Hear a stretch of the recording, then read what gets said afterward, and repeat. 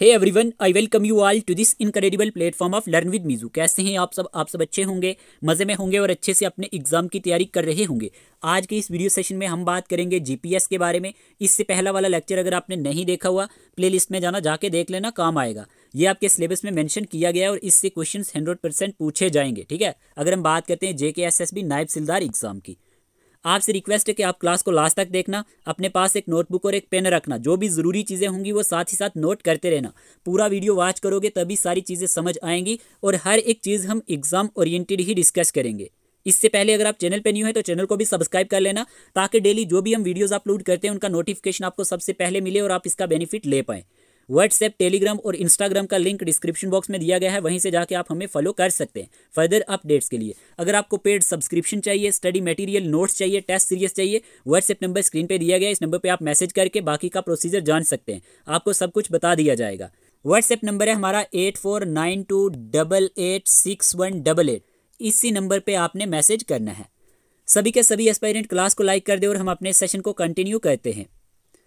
आप सबने क्लास को लाइक कर दिया होगा, हम अपना टाइम ना वेस्ट करते हुए अपने टॉपिक की तरफ बढ़ते हैं।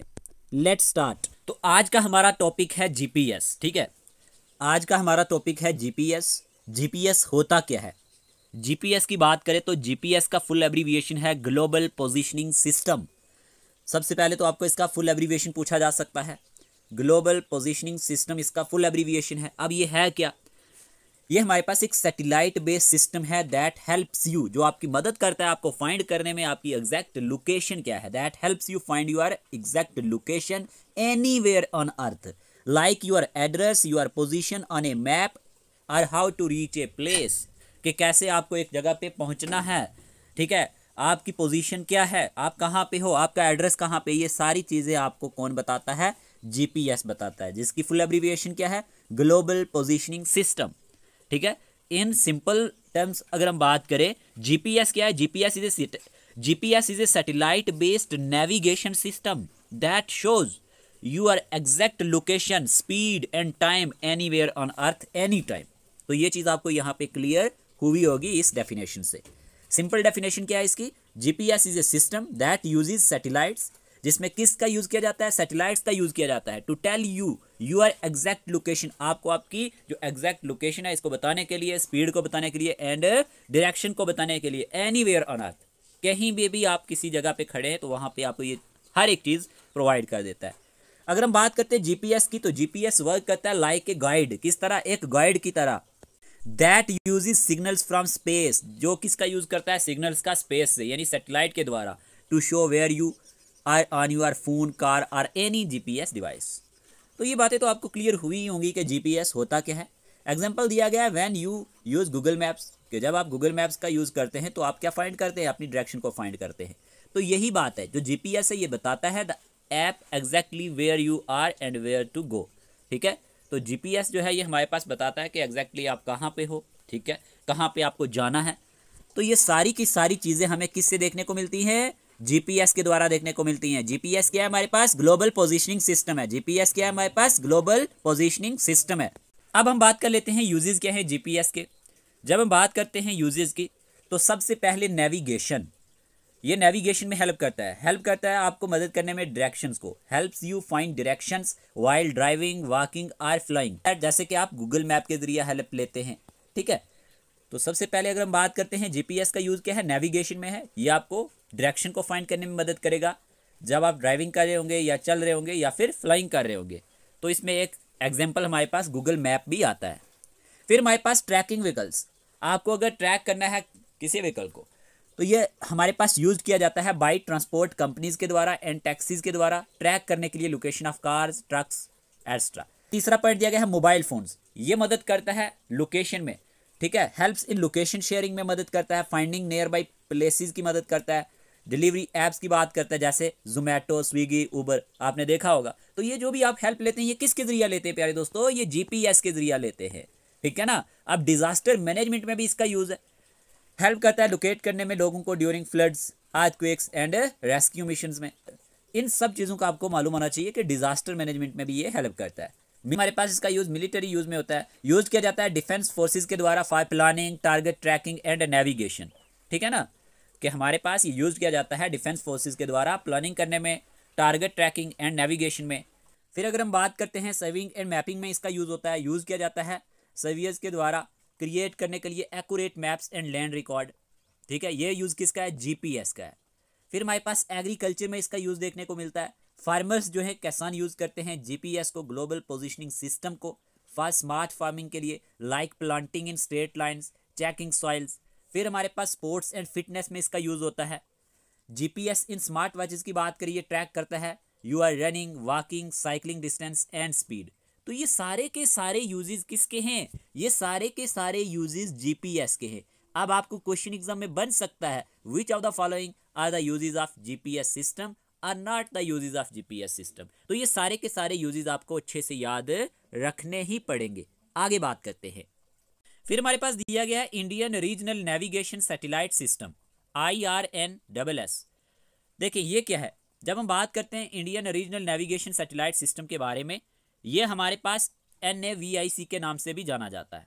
ठीक है, विच stands for navigational Indian constellation. इसकी फुल एब्रीविएशन क्या है? इसकी फुल एब्रीविएशन है नेविगेशनल, नोट कर लेना, नेविगेशनल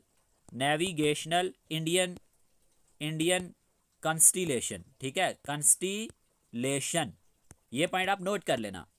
फुल फॉर्म इसकी है navigation with Indian constellation. NAVIC की बात करें, also means seller navigator in Indian languages. First launch किया गया था 1 जुलाई 2013 को, 11 साल पहले। ये Indian regional navigation satellite System है। इस पे क्वेश्चन एग्जाम में बन सकता है। ठीक है, इसे हम NAVIC के नाम से भी जानते हैं, जिसका फुल एब्रीविएशन है नेविगेशन विद इंडियन कॉन्स्टिलेशन। यहाँ तक तो ये चीज़ें आपको क्लियर हुई होंगी। ये कब लॉन्च किया गया था? 1 जुलाई 2013 को किया गया था, 11 ईयर अगो। अब यहाँ पे दिया गया है व्हाट इज NAVIC, ये है क्या? जब हम इसके बारे में बात करते हैं, ये एक सैटेलाइट नेविगेशन सिस्टम है जो डेवलप किया था इंडिया ने। किसने डेवलप किया था? इंडिया ने। याद रखना, NAVIC नेविगेशनल इंडियन कॉन्स्टिलेशन की जब हम बात करते हैं, India's own GPS like satellite navigation system है, और इसको डेवलप किया था इसरो ने। किसने डेवलप किया था? इसरो ने। याद रख लेना, इंडियन स्पेस रिसर्च ऑर्गेनाइजेशन ने, जो प्रोवाइड करता है accurate position information over India and nearby regions. इसीलिए ये इंपॉर्टेंट हो जाता है। ये प्रोवाइड्स करता है real time positioning and timing services like GPS। It is autonomous, made and controlled by India. याद रखना, ये ऑटोनोमस है और मेड एंड कंट्रोल्ड किसके द्वारा है? इंडिया के द्वारा। ये चीज़ आपको अच्छे से समझ आई होगी। देखिए इसका पर्पज़ क्या है? जब हम इसके पर्पज़ की बात करते हैं ना, तो आप ये याद रख लेना, ये प्रोवाइड करता है real time positioning and timing services in the Indian region में। क्या प्रोवाइड करता है? रियल टाइम पोजीशनिंग भी और टाइमिंग सर्विसेज भी इंडियन रीजन में। ठीक है, डिजाइन किया गया था to be independent of foreign GPS system like US GPS हो गया, रशिया का ग्लोनास हो गया, आपने सुना होगा ग्लोनास। यूरोप गैलीलियो हो गया, यूरोप के GPS का नाम क्या है? गैलीलियो। ठीक है, तो याद रख सकते हैं। फिर हमारे पास NAVIC की बात करें, अगर नेविगेशन विद इंडियन कॉन्स्टिलेशन की बात करें, यूज किया जाता है military, civilian, disaster management, vehicle tracking, fisherman navigation. Already आपको मैंने इसके यूजेज ऊपर भी बता दिए हैं, तो ये आप याद रखेंगे। यह तक बातें क्लियर हुई। कवरेज एरिया की बात करें तो एक्यूरेटली कवर करता है ऑल ओवर इंडिया में। ठीक है, also covers area up to 1500 kilometre around India. ये लगभग 1500 किलोमीटर एरिया जो है ना अराउंड इंडिया, इसको कवर कर लेता है। Future plans to extend it up to 3000 kilometre, और जो फ्यूचर प्लान्स बनाए गए हैं इसको एक्सटेंड करने के लिए लगभग 3000 किलोमीटर यहाँ पे रहने वाला है। सिग्नल्स की बात करें, signals can be received up to 6000 kilometre but with less accuracy. Signal जो है ये रिसीव्ड किया जा सकता है अप टू 6000 किलोमीटर तक, लेकिन लेस एक्यूरेसी के साथ। तो ये हमने बात करी कवरेज एरिया के बारे में। आपसे ये पूछा जा सकता है कि ये कवर करता है अप टू कितना किलोमीटर एरिया अराउंड इंडिया, तो ये पॉइंट आप जरूर याद रख लेना, 15 किलोमीटर, क्योंकि ये क्वेश्चन एग्जाम में बनने के काफी ज्यादा चांसेस हैं। और फ्यूचर प्लान में इसको एक्सटेंड करना है लगभग 3000 किलोमीटर तक। ये चीजें क्लियर हुई। आगे बात करते हैं। अब दिया गया है how many GPS satellites does India have, कि इंडिया के कितने GPS सैटेलाइट हैं। देखिए इंडिया GPS टाइप सिस्टम की बात करें तो ये किस नाम से जाना जाता है? NAVIC या फिर IRNSS के नाम से, जैसे कि ऑलरेडी मैंने आपको ऊपर बताया था। नॉट द US GPS, ये किस नाम से जाना जाता है? याद रखना, इंडिया का अपना GPS सिस्टम है जो हमारे पास NAVIC के नाम से जाना जाता है या फिर IRNSS के नाम से जाना जाता है। NAVIC stands for navigation with Indian constellation. ठीक है, NAVIC क्या है? Navigation with Indian constellation. ये एक रीजनल सैटेलाइट नेविगेशन सिस्टम है याद रख लेना, नॉट ग्लोबली। ये क्या है, एक रीजनल सैटेलाइट नेविगेशन सिस्टम है, ये पॉइंट जरूर नोट कर लेना। NAVIC की बात करें, करंटली है 7 एक्टिव सैटेलाइट्स इन ऑर्बिट। अगर हम NAVIC की बात करते हैं तो इसके करंटली 7 एक्टिव सैटेलाइट हैं ऑर्बिट के अंदर। ठीक है, कितने, 7 एक्टिव सैटेलाइट्स हैं ऑर्बिट के अंदर। एडिशनली अगर हम बात करें, spare satellites are on the ground as standby, तो 2 इसमें स्पेयर सैटेलाइट्स हैं ग्राउंड पे एज स्टैंड बाई के तौर पे। देखिए हमारे पास ना यहाँ पे आपको क्या याद रखना है, जो हमारे पास स्पेयर सैटेलाइट है, इसरो ने लॉन्च किया था स्पेयर सैटेलाइट को रिप्लेस करने के लिए या फिर बैकअप करने के लिए किसी भी नॉन फंक्शनल वंस को। ठीक है, तो ये जो हमारे पास 2 स्पेयर सैटेलाइट है ना ग्राउंड पे एज स्टैंड बाई के तौर पे, ये याद रखना, ये एडिशनल सैटेलाइट हैं, प्लेस किए गए हैं सर्व करने के लिए as a backup in case one of the operational satellite fails or experiences issues. तो ये चीज आपको समझ आई होगी। टोटल सैटेलाइट्स की बात करें, एक्टिव प्लस स्टैंड बाई कितने हैं, 9 सैटेलाइट्स हैं। Very very important point. अगर टोटल सैटेलाइट्स की बात करी जाए कि एक्टिव को मिला के प्लस स्टैंड बाई को मिला के टोटल कितने सैटेलाइट्स हैं, अगर हम बात करते हैं इंडिया के पास 9 सैटेलाइट्स हैं। ये प्रोवाइड करते हैं accurate location and time services with in India and 1500 kilometre around it. Control किया गया है इसरो के द्वारा, इंडियन स्पेस रिसर्च ऑर्गेनाइजेशन के द्वारा। तो इस स्लाइड में हमने क्या देखा, how many GPS satellites does India have, तो याद रख लेना, इंडिया के पास अभी टोटल सैटेलाइट जो है एक्टिव प्लस स्टैंड बाई को मिला के 9 सैटेलाइट्स हैं। ठीक है, और इंडिया का जो GPS सिस्टम है ये हमारे पास NAVIC के नाम से जाना जाता है, जिसकी फुल एब्रीविएशन है नेविगेशन विद इंडियन कॉन्स्टिलेशन, या फिर आप इसे IRNSS के नाम से भी जानते हैं। लेकिन याद रखना, ये एक रीजनल सैटेलाइट नेविगेशन सिस्टम है, नॉट ग्लोबली। ठीक है, तो यहाँ पे ये सारी की सारी चीजें आपको अच्छे से क्लियर हुई होंगी। ये जरूर याद रख लेना कि ये प्रोवाइड करता है एक्यूरेट लोकेशन को भी, टाइम सर्विसेज को भी with in India and 15 kilometre जो अराउंड इट एरिया आता है इंडिया में। आगे बात करते हैं, अब यहीं पे हमारे पास दिया गया है करंट NAVIC सैटेलाइट कंस्टिलेशन। अगर हम बात करते हैं इंडिया GPS सिस्टम की, ऑलरेडी हमने देख लिया कि India GPS like system is called NAVIS। ठीक है, या फिर हमने देखा यहाँ पे IRNSS के नाम से जाना जाता है, Indian regional navigation satellite system के नाम से जाना जाता है। ठीक है, यहाँ पे लिखा गया note, India first GPS satellite officially named IRNSS-1A, ये लॉन्च किया गया था 1 जुलाई 2013 को। ये तो हमने देख लिया, ये क्या था, ये फर्स्ट ऑफ 7 सैटेलाइट्स था that form the Indian regional navigation satellite system, जो किसको बनाता है, याद रखना, Indian regional navigation satellite system को बनाता है, IRNSS को। लेकिन अब ये किस नाम से जाना जाता है, अब ये NAVIC के नाम से जाना जाता है, नेविगेशन विद इंडियन कॉन्स्टिलेशन के नाम से जाना जाता है। अब यहाँ पे एक पॉइंट लिखा गया है, लास्ट लॉन्च 29 जनवरी 2025। देखिए आपको करंट अफेयर्स के रिलेटेड क्वेश्चन बन सकता है, तो हमारी कोशिश रहती है कि हम टॉपिक में हर वो चीज़ कवर करें जो आपके एग्जाम के लिए इंपॉर्टेंट होती है। लास्ट लॉन्च यहाँ पे जो 29 जनवरी 2025 लिखा गया ना, इस पे थोड़ा सा कंसंट्रेट करना, थोड़ा सा कुछ चीज़ों को नोट करना। लेटेस्ट GPS सैटेलाइट जो इंडिया का रहा वो NVS, याद रखना, सेकंड रहा। ठीक है, ये हमारे पास कब लॉन्च किया गया था, ये हमारे पास 29 जनवरी 2025 को लॉन्च किया गया था। लॉन्च साइट की बात करें तो ये सतीश धवन स्पेस सेंटर श्रीहरिकोटा से लॉन्च किया गया था। कहाँ से, सतीश धवन स्पेस सेंटर श्रीहरिकोटा से लॉन्च किया गया था। और इसमें जो लॉन्च व्हीकल यूज किया गया था वो GSLV-F15 यूज किया गया था। ये पॉइंट आपने नोट किया होगा। सिग्निफिकेंस की बात करें अगर हम इसकी NVS सेकंड की, तो याद रखना ये पार्ट है NAVIC का, यानी कि नेविगेशन विद इंडियन कॉन्स्टिलेशन का ये पार्ट है, और ये इन्हांस करेगा इंडिया रीजनल नेविगेशन कैपेबिलिटीज को। ठीक है, और यहाँ पे क्या होता है, ये मार्क्स करता है इसरो के, याद रखना very very important points, marks करता है ISRO 100th mission from Sriharikota. इस तरह से आपको क्वेश्चन एग्जाम में बन सकता है, तो आपको ये याद रखना है। ठीक है, तो ये चीज आपको समझ में आई होगी। लास्ट लॉन्च जो 29 जनवरी 2025 में किया गया, इसीलिए मैं बोलता हूं कि वीडियो को जरूर देख लिया करें। पेड वाले सभी बोलते हैं नहीं PDF प्रोवाइड कर दो, PDF तो हम प्रोवाइड कर देते हैं, और इसका PDF तो ऑलरेडी हमने पेड ग्रुप में प्रोवाइड कर दिया था आज से 2 दिन पहले। लेकिन वीडियो देखना बहुत ज्यादा इंपॉर्टेंट हो जाता है, क्योंकि वीडियो में बहुत सारी चीजें कवर हो जाती है। ठीक है, अब यहाँ पे क्या लिखा गया है, it currently has a constellation of 7 nominal operational satellites के, इसमें हमारे पास करंटली कंस्टिलेशन है 7 नॉमिनल ऑपरेशनल सैटेलाइट्स की। अगर हम बात करते हैं लिस्ट ऑफ 7 NAVIC सैटेलाइट्स की, ठीक है ना, तो इसमें कौन कौन सी लिस्ट आने वाली है नेविगेशन विद इंडियन कॉन्स्टिलेशन में। देखिए IRNSS की सीरीज में 1B 1C 1D 1E 1F 1G और 1I है। अब ये हमारे पास लॉन्च कब किए गए थे, जो 1B था ये 2014 में लॉन्च किया गया, 1C 2014 में, 1D 2015 में, 1E 2016 में, 1F 2016 में, 1G जो था ये 2016 में लॉन्च किया गया, और 1I भी 2018 में लॉन्च किया गया था। ये पॉइंट आप नोट कर सकते हैं, हो सकता है आपको पेयर फॉर्म में क्वेश्चन बन जाए। ठीक है, जो फर्स्ट वन था वो कब लॉन्च किया गया था, IRNSS1 ने, वो लॉन्च किया गया था 1 जुलाई 2013 को। ये चीज़ें आपकी क्लियर हुई होंगी। आगे बात करते हैं, जैसे कि हमने शुरू में ही देखा कि ये करंट कवरेज की बात करें, ये जो 7 सैटेलाइट्स है ना, ये प्रोवाइड करते हैं GPS लाइक सर्विसेज इंडिया में and nearby 1500 kilometre region में। ऑलरेडी हमने ये पॉइंट देख लिया। फिर यहाँ पे फ्यूचर प्लान के बारे में हमने देखा। शॉर्ट टर्म प्लान की बात करें तो इंडिया का प्लान क्या है, लॉन्च करना है 5 मोर RNSS सैटेलाइट्स को soon to strengthen the system, के इस सिस्टम को और स्ट्रेंथन किया जाए। लॉन्ग टर्म प्लान की बात करें तो इंडिया का एम इसमें क्या है कि बिल्ड करना है एक ग्लोबल नेविगेशन सिस्टम। ठीक है, इंडिया में क्या अब यहाँ पे बनाना है, इंडिया का ये एम है कि अब हमें एक ग्लोबल इंडियन नेविगेशन सिस्टम बनाना है। ठीक है, पहले अगर हम बात करते हैं ये क्या था, रीजनल नेविगेशन सिस्टम था। और ये जो फ्यूचर ग्लोबल सिस्टम होगा ना, इसमें हमारे पास 24 सैटेलाइट्स होंगे जो प्रोवाइड करेंगे वर्ल्ड वाइड कवरेज को।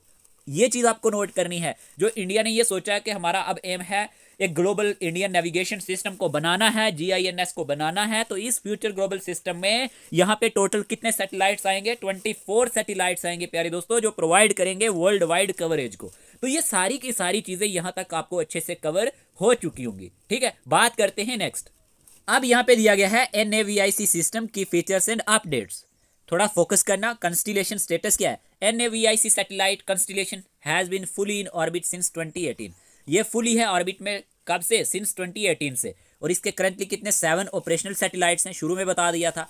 Types of services provided by NAVIC के, किस तरह की सर्विसेज जो है प्रोवाइड की जाती हैं NAVIC के थ्रू। याद रखना, स्टैंडर्ड पोजीशनिंग सर्विस SPS की ये हमारे पास पोजीशनिंग सर्विस को प्रोवाइड करता है, जो अवेलेबल है जनरल पब्लिक सिविलियन यूज के लिए। याद रखना, जो स्टैंडर्ड पोजीशनिंग सर्विस है ना, जो स्टैंडर्ड पोजीशनिंग सर्विस है, ये हमारे पास अवेलेबल है जनरल पब्लिक और सिविल यूज के लिए भी। ठीक है, और फिर दूसरा है रिस्ट्रिक्टेड सर्विस। दूसरा कौन सा सर्विस है, रिस्ट्रिक्टेड सर्विस। हमने देखा टाइप्स ऑफ सर्विस कौन सी प्रोवाइड करता है NAVIC, उसमें एक तो स्टैंडर्ड पोजीशनिंग सर्विस आता है, दूसरा रिस्ट्रिक्टेड सर्विस आता है RS। देखिए, ये इनक्रिप्टेड करता है सर्विस को, मींट फॉर एथोराइज्ड यूजर्स। ये सिर्फ एथोराइज्ड यूजर्स के लिए रहता है, like the military and government के लिए। इसमें ये डिफरेंस आप अच्छे से ध्यान में रखेंगे। और साथ ही साथ यहाँ पे दिया गया है NAVIC यूजेज इन इंडिया, के इंडिया में इसका क्या यूजेज है। NAVIC based GPS trackers are mandatory in commercial vehicles across India. ये मैंडेटरी हैं, याद रखना, कमर्शियल व्हीकल्स में अक्रॉस इंडिया की जब हम बात करते हैं। और NAVIC जो है ये सपोर्टेड करता है स्मार्टफोन्स को, जो अवेलेबल है सिंस अर्ली 2020 से। पूछा जा सकता है कि NAVIC जो सपोर्टेड करता है स्मार्टफोन्स को, ये अवेलेबल कब से है, 2020 से। याद रखना, ये वेरी वेरी इंपॉर्टेंट पॉइंट्स है। बैकग्राउंड ऑफ NAVIC की बात करें IRNSS की, तो India started developing NAVIC because it could not always relay on foreign GPS system in emergencies. क्योंकि इंडिया जो है ये हमारे पास किस पे रिले नहीं कर सकता था, फॉरेन GPS सिस्टम पे इमरजेंसी के दौरान। तो 1999 में क्या होता है, ड्यूरिंग करगिल वार की अगर हम बात करते हैं, United States refuse to give GPS data for the Kargil region. United States ने यहाँ पे मना कर दिया था GPS डेटा देने के लिए करगिल रीजन के लिए। तो इस इंसिडेंट की वजह से, this incident showed that depending on another country satellite system is risky during war or conflict. तो ये चीजें आपकी समझ में आ रही होंगी कि इस इंसिडेंट के बाद क्या हुआ। ये हमें ये दिखाता है कि अगर आप दूसरे कंट्री के सैटेलाइट सिस्टम पे डिपेंड करेंगे तो ये रिस्की रहेगा, कोई भी वार होती है या कोई भी कंफ्लिक्ट होती है। So India dedicated to create its own navigation system to ensure independent access. तो इंडिया ने फैसला किया कि ये अपना नेविगेशन सिस्टम क्रिएट करेगा इंश्योर करने के लिए इंडिपेंडेंट एक्सेस को। तो इंडियन गवर्नमेंट की बात करें तो इनने अप्रूव्ड किया NAVIC प्रोजेक्ट को मई 2006 में टू मेक दिस पॉसिबल। तो इंडियन गवर्नमेंट ने इस प्रोजेक्ट को कब अप्रूव्ड किया था, NAVIC को, याद रखना 2006 में।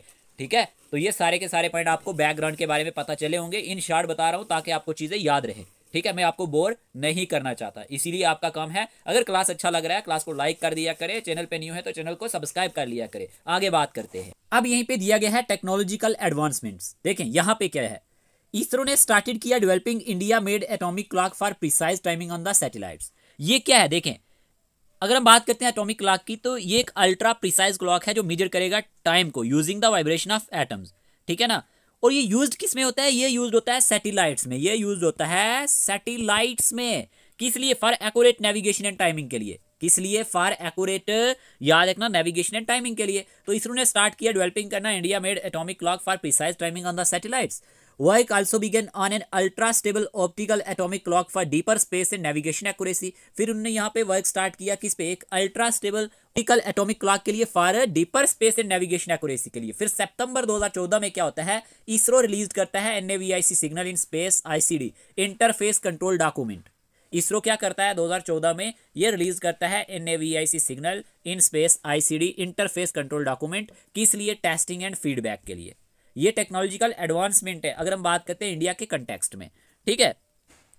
अब यहाँ पे क्या था, जैसे कि मैंने आपको बोला ना, atomic clock for precise timing on the satellites, ये मैटर क्यों करता है इसरो के लिए, क्योंकि इससे हमें प्रिसाइज जो हमारे पास टाइमिंग देखने को मिलती है, ठीक है। नेविगेशन सैटेलाइट्स जैसे कि IRNSS की बात करें या फिर जो NAVIC के नाम से जाना जाता है, नीड वेरी एक्यूरेट टाइमिंग। इसको किसकी नीड थी, एक्यूरेट टाइमिंग की, टू कैलकुलेट करने के लिए लोकेशंस को करेक्टली, ठीक है। फिर यहीं पे अगर हम मेजर पॉलिसी मूव्स की बात करें, from 1 April 2019 the Indian government made it mandatory for all commercial vehicles to use NAVIC based tracking system. 1 April 2019 से क्या होता है, इंडियन गवर्नमेंट इसको मैंडेटरी बना देता है तमाम कमर्शियल व्हीकल्स के लिए कि वो यूज कर सकते हैं NAVIC बेस्ड ट्रैकिंग सिस्टम को। दिसंबर 2019 में क्या होता है, यूनाइटेड स्टेट्स ऑफिशियली रिकॉग्नाइज करता है NAVIC as an allied navigation system. Very very important point आपसे पूछा जा सकता है कि यूनाइटेड स्टेट ने ऑफिशियली कब रिकॉग्नाइज किया था NAVIC को as an allied navigation system. याद रखना दिसंबर 2019 में, सिमिलर टू यूरोप गैलीलियो। याद रखना यूरोप का जो हमारे पास नेविगेशन सिस्टम है, GPS सिस्टम है, ये किस नाम से जाना जाता है, गैलीलियो के नाम से जाना जाता है, ठीक है। एंड जापान QZSS, ये क्या है, याद रखना, क्वाजी जेनिथ सैटेलाइट सिस्टम। क्या है, क्वाजी जेनिथ सैटेलाइट सिस्टम, ये जापान का under the National Defense Authorization Act 2020। तो ये कुछ पॉइंट आप जरूर नोट करेंगे मेजर पॉलिसी मूव के लिए। मेजर पॉलिसी मूव्स में ये पॉइंट आप जरूर नोट करेंगे, 1 अप्रैल 2019 से इंडियन गवर्नमेंट ने मैंडेटरी कर दिया फॉर ऑल कमर्शियल व्हीकल्स के लिए कि वो यूज कर सकते हैं NAVIC बेस्ड ट्रैकिंग सिस्टम को। और दिसंबर 2019 में यूनाइटेड स्टेट ऑफिशियली रिकॉग्नाइज करता है NAVIC को as an allied navigation system के तौर पे, जैसे कि यूरोप का गैलीलियो है और जापान का क्वाजी जेनिथ सैटेलाइट सिस्टम है under the National Defense Authorization Act 2020 के अंडर। यहाँ तक आपको ये बातें टेक्नोलॉजिकल एडवांसमेंट और मेजर पॉलिसी मूव में समझ आई होंगी। फिर हमारे पास दिया गया है NAVIC क्लॉक फेलियर। यहाँ पे क्या होता है, इन 2017 all 3 atomic clocks on IRNSS 1A failed making the satellite non functional. 2017 में क्या होता है कि जो तीनों के तीनों एटॉमिक क्लॉक थे IRNSS के, ये फेल्ड हो जाते हैं और इससे सैटेलाइट सिस्टम जो होता है ये नॉन फंक्शनल हो जाता है। तो इसरो रिप्लेस करता है क्लॉक्स को in stand by satellites IRNSS 1H, ठीक है, इसके साथ, एंड IRNSS 1I के साथ, कब, जून 2017 में। तो ये पॉइंट आप नोट कर सकते हो सकता है क्वेश्चन बन जाए। IRNSS 1H की बात करें तो ये लॉन्च फेल्ड हो जाता है अगस्त 2017 में, ठीक है, ये फेल्ड हो गया था, ये पॉइंट आप नोट कर लेना। फिर IRNSS 1I की बात करें, ये सक्सेसफुली लॉन्च किया गया था अप्रैल 2018 में। तो शुरू में ही मैंने आपको लिस्ट बताई थी, इसीलिए बताई थी कि आप याद रख लेना। बाई 2018 की बात करें, टोटल 9 क्लॉक फेलियर्स हुए जो रिपोर्टेड किए गए आउट ऑफ 24 क्लॉक से। कितने, आउट ऑफ 24 क्लॉक से 9 क्लॉक फेलियर्स देखने को मिले। और इसरो ने शुरू किया यूजिंग ओनली 1 क्लॉक पर satellite to extend life span. तो फिर बाद में इसरो ने क्या शुरू किया, ओनली 1 क्लॉक पर सैटेलाइट, इसके लाइफ स्पैन को एक्सटेंड करने के लिए। और एज ऑफ सितंबर 2024 की बात करें तो सिर्फ 4 सैटेलाइट्स ऑपरेशनल हैं, जिसमें IRNSS 1B है, 1F है, 1I है एंड NVS 01 है। तो ये चीज़ आपको अच्छे से समझ आई होगी जो भी मैंने आपको इस स्लाइड में बताया है NAVIC क्लॉक फेलियर के बारे में। ये जो NAVIC क्लॉक हैं ये किस लिए इंपॉर्टेंट है, ये जरूरी है एक्यूरेट टाइमिंग और पोजीशनिंग के लिए। इंडियन एटॉमिक क्लॉक समझना, टू रिड्यूस करने के लिए dependency on imported atomic clock, देखें कम करने के लिए डिपेंडेंसी इंपोर्टेड एटॉमिक क्लॉक पे, ISRO space application centre SAC in Ahmedabad is developing Indian made rubidium atomic clock. तो जो हमारे पास SAC सेंटर है, स्पेस एप्लीकेशन सेंटर है अहमदाबाद में, इनने डेवलप किया Indian made rubidium atomic clock को। ये जो न्यू क्लॉक्स हैं ये डेवलप किए गए हैं। These new clocks are being developed to solve the failure issue faced in the first generation NAVIC satellite. ये जो हमारे पास न्यू क्लॉक्स थे ये डेवलप किए गए थे सॉल्व करने के लिए फेलियर इशू जो फेस्ड किए गए फर्स्ट जनरेशन NAVIC सैटेलाइट में, ठीक है। The next generation NAVIC satellites NVS series will use these indigenous atomic clocks along with imported ones for better reliability. तो जो नेक्स्ट जनरेशन है जिसमें NAVIC सैटेलाइट्स NVS सीरीज आती है, इसमें यूज किया जाएगा इन एटॉमिक क्लॉक्स का ठीक है, अलॉन्ग विद इंपोर्टेड वंस के साथ फॉर बेटर रिलायबिलिटी के लिए। ऑन 5 जुलाई 2017 की बात करें, ISRO and Israel Space Agency IAS से signed an agreement to test space qualify a rubidium clock model called, याद रखना इसका नाम था AccuBeat AR-133A on an Indian satellite.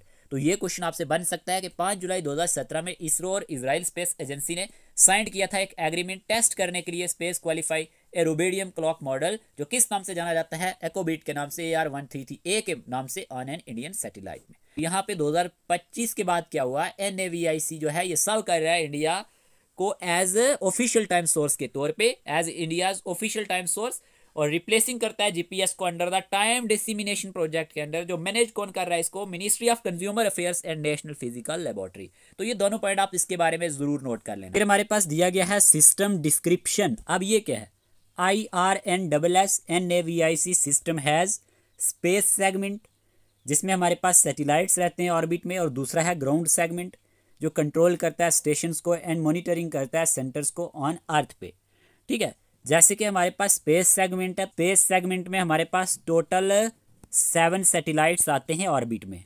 ठीक है, ऑर्बिट में टोटल कितने सैटेलाइट्स आते हैं, 7 आते हैं, और 3 इसमें से, जैसे यहाँ पे दिया गया है स्पेस सेगमेंट NAVIC की अगर हम बात करते हैं तो ये कंसिस्ट करता है 7 सैटेलाइट्स इन टोटल, जिसमें से 3 हमारे पास सैटेलाइट्स जो हैं ये जियो स्टेशनरी हैं। ऑर्बिट में अगर हम बात करते हैं 32.5 डिग्री ईस्ट पे एक, दूसरा 83 डिग्री ईस्ट है, और तीसरा 131.5 डिग्री ईस्ट है। ये तो बात हो गई 3 जियो स्टेशनरी ऑर्बिट के बारे में। फिर हमारे पास 4 जो है ना, इनमें से 4 हमारे पास आते हैं जियो सिंक्रोनिस ऑर्बिट में। 4 सैटेलाइट्स किस में हैं, याद रखना ये इंक्लाइंड है जियो सिंक्रोनिस ऑर्बिट में, GSO में। ये पॉइंट आप नोट कर लेना। नाम भी नोट कर सकते हैं जो 3 सैटेलाइट जियो स्टेशनरी ऑर्बिट में। एक है हमारे पास IRNSS-1C, ठीक है, दूसरा है IRNSS-1G, और तीसरा हमारे पास IRNSS-1I। ठीक है, ये पॉइंट आप नोट करेंगे। और ये जो 1I वाला है ना, ये किसकी रिप्लेसमेंट पे आया था, IRNSS, याद रखना 1H की रिप्लेसमेंट पे आया था, क्योंकि ये फेल हो गया था। ठीक है, तो फिर हमारे पास इसकी रिप्लेसमेंट के लिए IRNSS-1I आया था। तो यहाँ तक ये बात तो क्लियर हुई। अब जो हमारे पास 4 सैटेलाइट्स इंक्लाइंड हैं जियो सिंक्रोनिस ऑर्बिट में, ये कौन कौन से हैं, एक तो आप याद रखेंगे IRNSS-1A, ठीक है, दूसरा हमारे पास है IRNSS-1B, और तीसरा IRNSS-1D, और चौथा हमारे पास IRNSS-1E। ठीक है, तो ये हमारे पास किस में आते हैं, हमारे पास जियो सिंक्रोनिस ऑर्बिट में आते हैं। और इन 4 में से 2 सैटेलाइट्स हैं cross the equator eight 55 degree east, और 2 सैटेलाइट्स हैं 111.75 डिग्री ईस्ट। ऑल सैटेलाइट्स की बात करें, ये पोजीशन है अप्रोक्सीमेटली 36,000 किलोमीटर अबोव अर्थ। इनमें से भी आप याद रख सकते हैं जो 2 satellite cross the equator eight 55 degree east, एक है IRNSS-1A, और दूसरा है IRNSS-1B। और अगर हम बात करते हैं 2 सैटेलाइट्स आर 111.75 डिग्री ईस्ट के बारे में, तो एक है हमारे पास IRNSS-1D, और दूसरा है हमारे पास IRNSS-1E। तो अब ये आपको कोई भी कन्फ्यूजन नहीं होनी चाहिए। जैसे कि हमने सिस्टम डिस्क्रिप्शन में देखा, IRNSS-NAVIC सिस्टम के बारे में, स्पेस सेगमेंट की तो हमने बात कर ली, और ग्राउंड सेगमेंट की अगर हम बात करते हैं, ये कंट्रोल करता है, ठीक है, मॉनिटर करता है एंड मैनेज करता है सैटेलाइट्स को, और मैनेज करता है सैटेलाइट्स को, और ये इंक्लूड करता है IRNSS मास्टर कंट्रोल फैसिलिटी को, MCF को। ठीक है, और याद रखना ग्राउंड सेगमेंट के बारे में, ग्राउंड स्टेशंस जो होते हैं ये ट्रैकिंग के लिए होते हैं एंड टेलीमेट्री के लिए होते हैं। ठीक है, और ये डेटा अपलिंक स्टेशंस होते हैं। ठीक है, ये जो है हमारे पास ग्राउंड सेगमेंट, ये कंट्रोल करेंगे स्टेशंस को और मॉनिटर करेंगे सेंटर्स को अर्थ पे। तो ये चीज़ आपकी समझ में आई होगी। आगे बढ़ने से पहले अगर आप में से कोई भी ऐसा एस्पायरेंट जो JKSSB नायब तहसीलदार एग्जाम के लिए तैयारी कर रहा है और आपको स्टडी मटेरियल चाहिए, तो आपको स्टडी मटेरियल मिल जाएगा। इसमें आपको मिलेगा क्या, general knowledge and current affairs, जिसमें theory plus topic wise MCQs रहेंगे।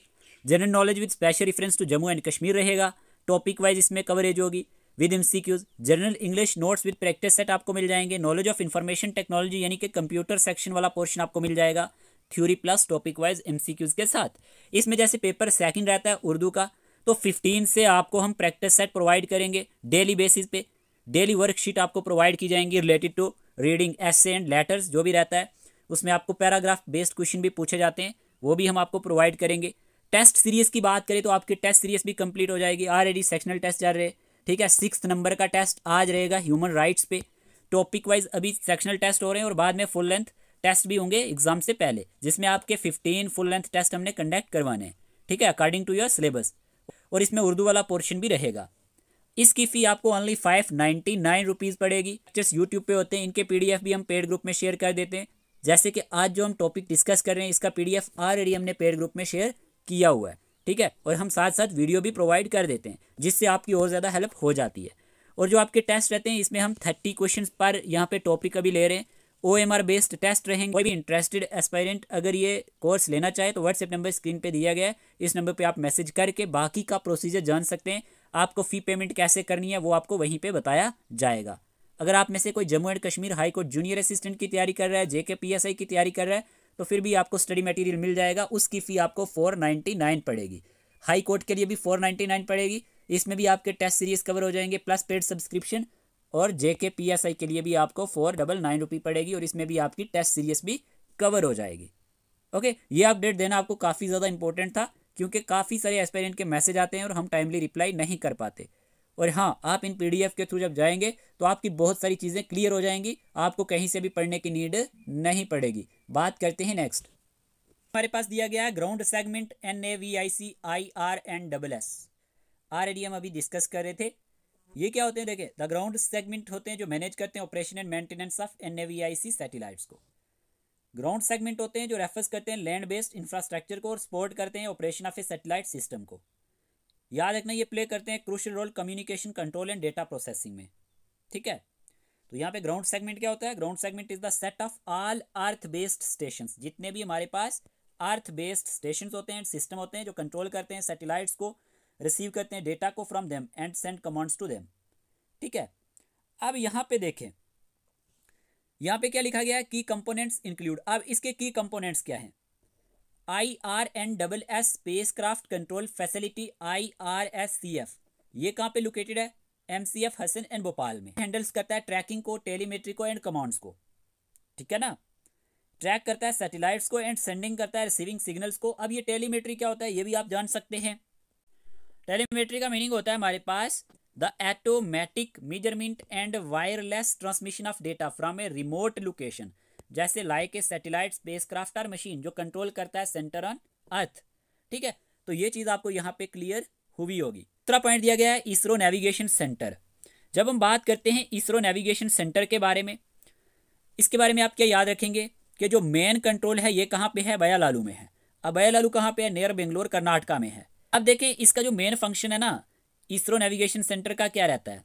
ये जनरेट करता है और सेंड करता है नेविगेशन मैसेज IRNSS, जिसे आप NAVIC के नाम से भी जानते हैं। इन सैटेलाइट्स को ये हमारे पास नेविगेशन मैसेज भेजता है, मॉनिटर करता है सैटेलाइट को, मेंटेन करता है एक्यूरेट सिस्टम टाइम यानी एटॉमिक क्लॉक को, और इसी का काम है कि ये हमारे पास डेटा को प्रोसेस करता है डिफरेंट सेंटर से, जिसमें IRIMS भी आता है, और इसी में हमारे पास IRCDR स्टेशन भी आता है, जैसे हम यहाँ पे देखेंगे। और इसी का जो हमारे पास बैकअप है ये कहाँ पे मौजूद है? बयालालू का, लखनऊ उत्तर प्रदेश में। ये टेक्स ओवर करता है if the Byalalu INC is unavailable. तो ये चीज़ आपको समझ में आई होगी। पास दिया गया IRNSS range and integrity monitoring stations IRIMS। देखिए, इसके फंक्शन की अगर हम बात करते हैं, ये रिसीव करता है सिग्नल किससे? NAVIC सैटेलाइट से, ठीक है। ये चेक करता है एक्यूरेसी को, रिलायबिलिटी को, इंटीग्रिटी ऑफ सिग्नल को, ठीक है। ये क्या करता है ना, ये हमारे पास सेंड करता है मेजरमेंट डेटा किसको? INC को। इसी हमारे पास इसरो नेविगेशन सेंटर को प्रोसेसिंग के लिए। तो ये याद रख लेना, हेल्प करता है प्रिसाइज ऑर्बिट डिटर्मिनेशन में भी एंड आइनोस्फेरिक करेक्शन में भी। किसकी बात कर रहा हूँ? IRIMS की बात कर रहा हूँ। यहाँ पे ये चीज़ आपको क्लियर हुई होगी। फिर दिया गया IRNSS networking timing centre IRNWT। ये प्रोवाइड करता है प्रिसाइज टाइमिंग को। किसको? प्रिसाइज टाइमिंग को। फिर हमारे पास दिया गया IRNSS CDMA रेंजिंग स्टेशन। ये सपोर्ट करता है सैटेलाइट रेंजिंग को। इन दोनों का काम भी आप याद रख लेना। अगर हम बात करते हैं लेजर रेंजिंग स्टेशंस की, ये यूज़ किए जाते हैं फॉर हाई प्रिसीजन ट्रैकिंग के लिए। हाई प्रिसीजन ट्रैकिंग का मतलब क्या हुआ, मीन्स एक्यूरेटली ये मॉनिटर करते हैं पोजीशन को, मूवमेंट को और लोकेशन ऑफ एन ऑब्जेक्ट और signal with very small error margin के साथ। तो ये पॉइंट आप नोट करेंगे। सिंपली इसका मतलब क्या है, it means tracking something very accurately within a few centimetres और इवन मिलीमीटर्स।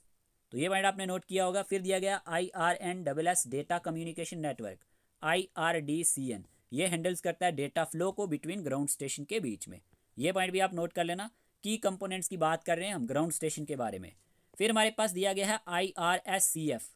जो IRSCF है ये यूजेस करता है एंटीनाज को 7.2 मीटर एंड 2 लार्ज एंटीनाज जो 11 मीटर एंटीना होता है सैटेलाइट्स ऑपरेशन के लिए। अब यहीं पे IRSCF की फुल एब्रीविएशन क्या है, इसरो नोट कर सकते हैं, रीजनल सैटेलाइट कंट्रोल फैसिलिटी। ठीक है, ये यूजेस करता है 7 एंटीनाज को 7.2 मीटर एंड 2 लार्ज एंटीनाज जो 11 मीटर रहता है सैटेलाइट ऑपरेशंस के लिए। INC1 की बात करें जो मयालालू में है एंड INC2 जो लखनऊ में है, जो हम यहाँ पे बात कर रहे थे, ये दोनों वर्क करते हैं together for redundancy and smooth operations के लिए। रिडंडेंसी का मीनिंग क्या हुआ, मीन्स हैविंग एक्स्ट्रा। इसका मतलब है जो एक्स्ट्रा या फिर बैकअप सिस्टम रहता है, so that if one part fails the other can take over and work without interruption.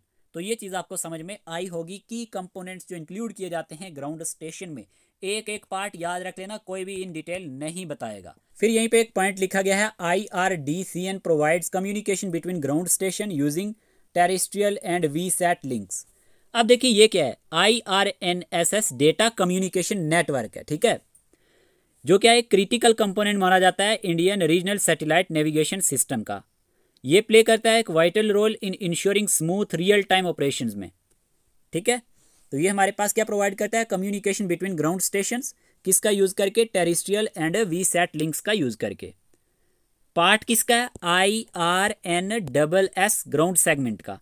ठीक है, IRDCN की बात करें, IRNSS डेटा कम्युनिकेशन नेटवर्क की बात करें, ये कनेक्ट्स करता है ऑल ग्राउंड स्टेशन को। जैसे ट्रैकिंग की बात करें, control, timing and monitoring sites की बात करें, यूज करता है terrestrial and VSAT links to effectively exchange command data and navigation parameters. तो ये पॉइंट आप किसके बारे में नोट करेंगे, IRDCN के बारे में। इसकी फुल एब्रीविएशन क्या है, IRNSS डेटा कम्युनिकेशन नेटवर्क। ये डेटा कम्युनिकेशन नेटवर्क माना जाता है। यहाँ पे दिया गया इंटरनेशनल कोलैबोरेशंस। देखिए, इसरो की बात करें और जाक्सा की बात करें, जाक्सा कहाँ की कंपनी है, जापान की, इसरो कहाँ की है, इंडिया की। ठीक है, ये वर्किंग करती हैं ऑन NAVIC ग्राउंड स्टेशन पे। ठीक है, कैलिब्रेशन इन जापान। कैलिब्रेशन का मतलब क्या हुआ, meaning adjusting and checking a device और instrument to ensure its measurement are accurate and correct as of March 2021। तो ये पॉइंट आप नोट कर सकते हैं, करंट अफेयर्स के रिलेटेड क्वेश्चन बन जाते हैं। इसरो और जाक्सा की बात करें, ये वर्क कर रही है NAVIC ground station calibration Japan में। फिर दूसरा पॉइंट दिया गया है, ISRO is in talks with CNES। CNES कहाँ की कंपनी है, याद रखना, फ्रांस की। ठीक है, नोट याद रख लेना। देखें यहाँ पे जाक्सा की फुल एब्रीविएशन क्या है, ये भी याद रख लेना, जापान एरोस्पेस एक्सप्लोरेशन एजेंसी। फिर यहीं पे जो हमने दूसरा पॉइंट देखा, ISRO is in talks with CNES, ये फ्रांस की कंपनी है, और याद रखना इसका फुल एब्रीविएशन है सेंटर, नोट कर लो, सेंटर नेशनल टूडेस स्पेटियल्स। ये याद रखना फ्रेंच की स्पेस एजेंसी का नाम है। ISRO is in talks with CNES France for a NAVIC station in France, के फ्रांस में भी हमारे पास NAVIC स्टेशन होना चाहिए। और इस कंपनी का नाम क्या है, याद रख लेना, सेंटर नेशनल इडुटेज स्पेटियल्स। ठीक है, फिर दिया गया है plant ground station at कोकस Keeling island under discussion with Australian Space agency. ये भी प्लांट किया जा रहा है। ठीक है, अंडर डिस्कशन है ऑस्ट्रेलियन स्पेस एजेंसी के साथ कि एक हमारे पास ग्राउंड स्टेशन होना चाहिए कोकस कीलिंग आइलैंड्स में। तो ये हमारे पास कुछ इंटरनेशनल कोलैबोरेशन है जो आप याद रखेंगे। इसरो एंड जाक्सा के बीच में क्या है, इसरो जो है इज इन टॉक है with CNES France space Agency के साथ कि वहाँ पे भी एक NAVIC स्टेशन होना चाहिए फ्रांस में, और एक plant ground station Cocos Keeling Island भी होना चाहिए, कीलिंग आइलैंड में होना चाहिए। ये अंडर डिस्कशन है ऑस्ट्रेलियन स्पेस एजेंसी के साथ। Let's move on to the next slide. यहीं पे कुछ इंपॉर्टेंट पॉइंट्स दिए गए हैं जो आपको याद रखने हैं, किसके बारे में, navigation with Indian constellation system के बारे में। ठीक है, जो किसने डेवलप किए हैं, इसरो ने। सबसे पहले तो यहाँ पे दिया गया है NAVIC प्रोवाइड 2 सर्विसेज। अगर हम बात करते हैं ना इसके बारे में, ये 2 मेन टाइप्स ऑफ सर्विसेज को प्रोवाइड करता है। एक स्टैंडर्ड पोजीशनिंग सर्विस और दूसरा रिस्ट्रिक्टेड सर्विस। इसके बारे में नोट करना। जो स्टैंडर्ड पोजीशनिंग सर्विस है SPS, ये किस लिए है? सिविलियन के लिए। यहाँ पे क्वेश्चन एग्जाम में बन सकता है, याद रखना ओपन है फॉर ऑल सिविलियन यूजर्स के लिए। पहला पॉइंट नोट करेंगे। दूसरा आपने ये याद रखना है कि इसकी एक्यूरेसी जो है ना अराउंड 5 से लेकर 20 metres in India and surrounding regions में इसकी एक्यूरेसी देखने को मिलती है, 5 से 20 मीटर तक। और ये कवरेज कर सकता है एरिया को लगभग 1500 किलोमीटर बियॉन्ड इंडियन बॉर्डर्स। तीसरा पॉइंट आप ये नोट करेंगे। और अगर हम बात करते हैं इसके बारे में, नेविगेशन किस लिए इसमें होती है? फॉर स्मार्टफोन्स के लिए एंड व्हीकल्स के लिए। और इसमें डिजास्टर अलर्ट डिसेमिनेशन को भी दिखाया जाता है। एग्रीकल्चर में भी इसका यूज होता है, रेलवे ट्रैकिंग एंड टाइमिंग में भी होता है, और रोड एंड वाटर नेविगेशन में भी होता है। किसका? स्टैंडर्ड पोजीशनिंग सर्विस का।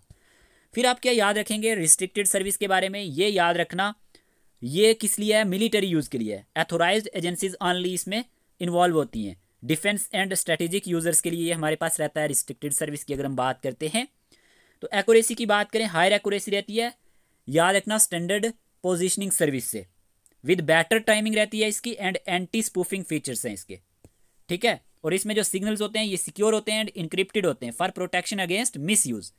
तो इसका यूज किस लिए रहता है? मिलिट्री एंड स्ट्रेटेजिक ऑपरेशंस के लिए रहता है, बॉर्डर सर्विलियंस के लिए रहता है, secure communication for natural security के लिए रहता है। तो ये पॉइंट आप जरूर नोट करेंगे, ठीक है।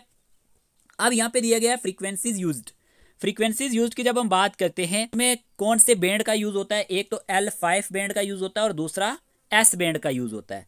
और इसमें जो हमारे पास L5 बैंड की फ्रीक्वेंसी रहती है ये हमारे पास 1176.45 मेगाहर्ट्ज रहती है, और S बैंड की 2492.028 मेगाहर्ट्ज रहती है। अब यहीं पे ग्लोबल इंडियन नेविगेशन सिस्टम के बारे में भी जानना जरूरी है कि ये क्या चीज़ है। GNS की बात करें तो ये एक future global satellite navigation system है, बीइंग डेवलप्ड बाय इसरो, ठीक है। The global Indian navigation System is a future satellite navigation system proposed by ISRO to expand India's current regional system into a global system. कि हमें क्या करना है? Expand करना है इंडिया के करंट रीजनल सिस्टम को किस में? एक ग्लोबल सिस्टम में, ठीक है। इसका एम क्या है? एक्सपेंड करना है NAVIC को, which currently works only in India and nearby areas into a global navigation system similar to GPS USA का जैसे है, या फिर हम कहें ग्लोनास रशिया का है, गैलीलियो आपको पता होना चाहिए यूरोप का है, एंड वैदू की बात करें जो वैदू है ये कहाँ का है? नोट कर लेना, हो सकता है पूछा जाए, ये चाइना का है। ये GPS के जो नेम ले रहा हूँ ना ये कॉलम फॉर्म में आपको पूछा जा सकता है।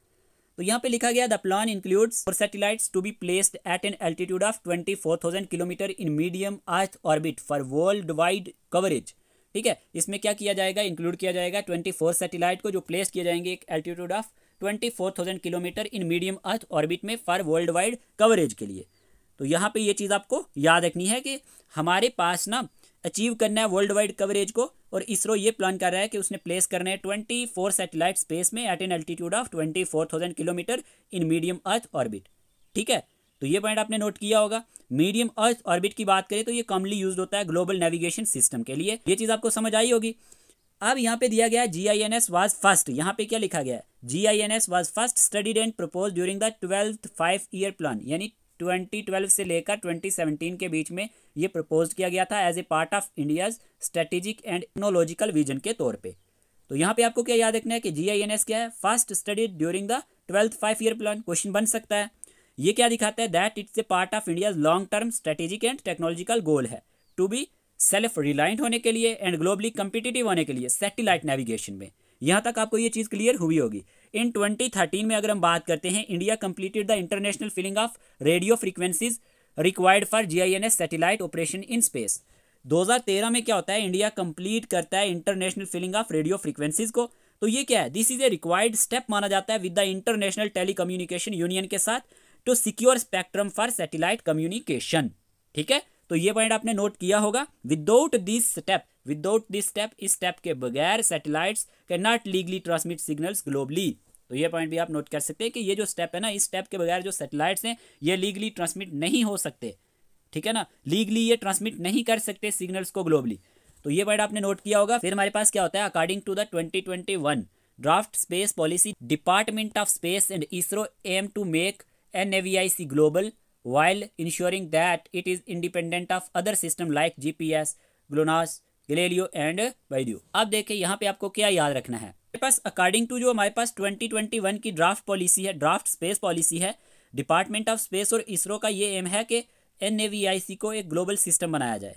इसका गोल ये है कि हमें क्या रहना है, इंडिपेंडेंट रहना है अदर ग्लोबल सिस्टम से। जैसे कि GPS किसका है, USA का है, मैंने आपको बताया था। ग्लूनास कहाँ का है, रशिया का है।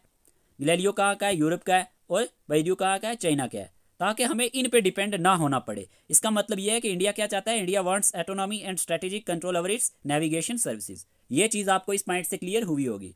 अब यहाँ पे दिया गया है GINS will be interoperable with other global systems and will be available free for public use across the world. कि जो हमारे पास ग्लोबल इंडियन नेविगेशन सिस्टम है, ठीक है ना, ये क्या है, इंटरोपरेबल है। इसका मतलब है कि it will work together with other systems, ये काम करता है दूसरे सिस्टम्स के साथ। जैसे GPS की बात करें, USA का हो गया, गैलीलियो जो हमारे पास रशिया का हो गया, फॉर बेटर एक्यूरेसी के लिए। तो it will be free for public use, ये क्या होगा, फ्री होगा पब्लिक यूज के लिए worldwide, just like GPS, जैसे कि GPS है USA का। This benefits everyone from civilians to military and industries. इससे जो बेनिफिट मिलने वाला है वो सिविलियन से लेकर, मिलिट्री से लेकर इंडस्ट्री तक इसका बेनिफिट मिलने वाला है। अब यहाँ पे दिया गया है countries with their own GPS system, ऐसे कंट्रीज जिनका अपना GPS सिस्टम है। USA का अपना है, वर्ल्ड मोस्ट यूज्ड सिस्टम है, ऑपरेशनल है सिंस 1978 से। वेरी इंपॉर्टेंट स्लाइड, 32 सैटेलाइट्स है इसके। दूसरा है रशिया का, ग्लूनास के नाम से जाना जाता है। किस नाम से, ग्लूनास के नाम से। ग्लोबल कवरेज की बात करते हैं तो 24 सैटेलाइट्स इसमें आते हैं। पेयर फॉर्म में या फिर स्टेटमेंट वाइज क्वेश्चन बन जाएंगे तो आप वहाँ पे कंफ्यूज हो जाएंगे। फिर यूरोपियन यूनियन की बात करें तो इनका गैलीलियो है, ठीक है, ये ऑपरेशनल है सिंस 2016 से। 30 सैटेलाइट्स इसमें आते हैं। फिर चाइना का जो है इसका नाम है वैलियो, ठीक है, ये इनिशियली रीजनल था लेकिन अब ये ग्लोबल है T20 से। यहाँ पे भी इसमें 30 सैटेलाइट्स देखने को मिलते हैं। दिया गया है जापान का, जापान का जाना जाता है क्वाजी जेनिथ सैटेलाइट सिस्टम के नाम से। ये रीजनल सिस्टम है जापान के लिए एंड एशिया ओशिनिया के लिए। और इसमें इंडिया का जो है ये हमारे पास जाना जाता है IRNSS या फिर NAVIC के नाम से, नेविगेशन विद इंडियन कंस्टिलेशन के नाम से। रीजनल सिस्टम है इंडिया के लिए, नियर बाई रीजन के लिए। 7 सैटेलाइट्स तो इसमें ऑलरेडी हैं, ठीक है। इंडिया के जो हमारे पास टोटल 7 सैटेलाइट्स हैं, जैसे कि आपको पता होना चाहिए, जो फुल रीजनल कवरेज देते हैं। इन्होंने ऐसा सोचा है कि हमारे पास 24 सैटेलाइट्स जो है ये हमारे पास इन्होंने टोटल क्या करने हैं, लॉन्च करने हैं। लेकिन जिसमें से 11+ का मीनिंग ये है कि 12 सैटेलाइट्स जो है ये प्लान किए जाएंगे पहले, ठीक है। रिमेनिंग जो 12 होंगे फॉर फुल ग्लोबल कवरेज के लिए ये बाद में लॉन्च किए जाएंगे, तो 24 हो जाएंगे। तो ये चीज़ आपको समझ में होनी चाहिए। अभी पहले कितने 7 टोटल है, ठीक है। और बाद में इन फ्यूचर इन्होंने क्या सोचा है कि पहले फेस में ये 12 और लॉन्च करेंगे और उसके बाद जो 12 और बच जाएंगे तो ये हमारे पास बाद में लॉन्च करेंगे। तो इंडिया की अगर हम फ्यूचर प्लान की बात करते हैं GINS के अंदर, ग्लोबल इंडियन नेविगेशन सिस्टम के अंदर, तो इसरो ने प्लान किया एक्सपेंड करना है NAVIC को globally under the GINS project, ठीक है, जो अभी हम डिस्कस कर रहे थे, जिसमें टोटल 24 सैटेलाइट्स रहेंगे जो लॉन्च किए जाएंगे मीडियम अर्थ ऑर्बिट में ग्लोबल कवरेज के लिए, ठीक है। और इसमें भी यहाँ पे ये चीज़ दी गई है कि पहले जो इनिशियल फेस होगा इसमें 12 लॉन्च किए जाएंगे और जो बाकी 12 बच जाएंगे वो बाद में लॉन्च किए जाएंगे। इसमें कंफ्यूज नहीं होना, तभी यहाँ पे लिखा गया है प्लान्ड एक्सपेंशन टू 11+, ठीक है, वो आपको मैंने अभी बता दिया है। तो यहाँ से क्वेश्चन एग्जाम में ज़रूर आ सकता है कि ऐसे कंट्रीज़ के नाम बताओ जिनका अपना GPS सिस्टम है। USA का है, रशिया का है, और इनके नाम आपको याद रखने हैं। अब ये स्लाइड भी इंपॉर्टेंट है, थोड़ा सा याद रख लेना। IRNSS NAVIC satellite list. देखिए यहाँ पे दिया गया है satellite launch date, orbit type and position. IRNSS की बात करते हैं 1A की 1 जुलाई 2013 को ये लॉन्च किया गया था, ठीक है। ये क्या है, IGSO है। IGSO का मीनिंग क्या है, इंक्लाइंड जियो सिंक्रोनस ऑर्बिट सैटेलाइट है, ठीक है। 55 डिग्री ईस्ट, 29 डिग्री इंक्लिनेशन इसमें देखने को मिला था। फिर हमारे पास आता है IRNSS 1B, ये लॉन्च किया गया था 4 अप्रैल 2014 को। ये भी हमारे पास क्या है, IGSO बेस्ड है, इंक्लाइंड जियो सिंक्रोनस ऑर्बिट है। 55 डिग्री ईस्ट, 29 डिग्री इंक्लिनेशन इसमें भी देखने को मिलता है। फिर हमारे पास दिया गया IRNSS 1C, शुरू में भी मैंने आपको पढ़ाया था लेकिन थोड़ा सा ईजी करने के लिए आपको बता रहा हूँ। 16 अक्टूबर 2014 को ये हमारे पास लॉन्च किया गया। ये जियो स्टेशनरी ऑर्बिट सैटेलाइट है।